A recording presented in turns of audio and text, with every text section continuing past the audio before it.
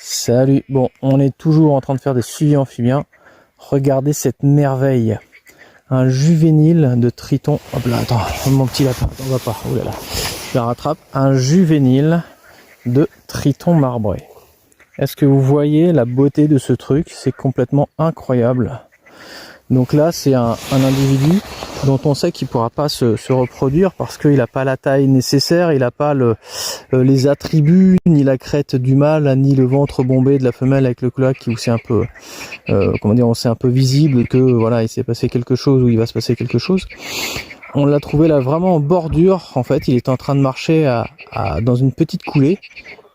Qui allait vers la mare. Alors, on va essayer de pas le faire tomber surtout, voilà. Mais regardez ces couleurs vives, incroyables.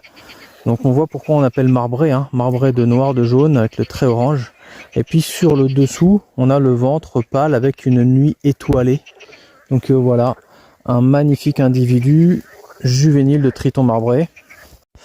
Bon voilà, au cours de ces suivis, du coup, c'est ce genre de bestioles-là qu'on va chercher, donc des tritons, des grenouilles, des crapauds, et en fait on note les effectifs sur chacune des mares qu'on va prospecter. C'est vraiment assez sportif parce qu'on est sur des mares où il y a des pentes qui peuvent être assez abruptes, des cailloux, etc. Donc c'est très très casse-binette.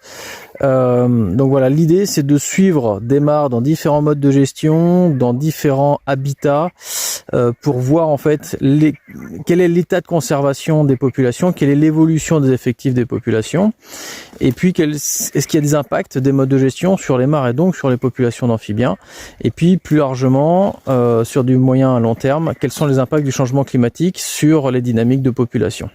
Voilà, si vous voulez en savoir plus sur la nature, n'oubliez pas de vous abonner. Allez, bisous.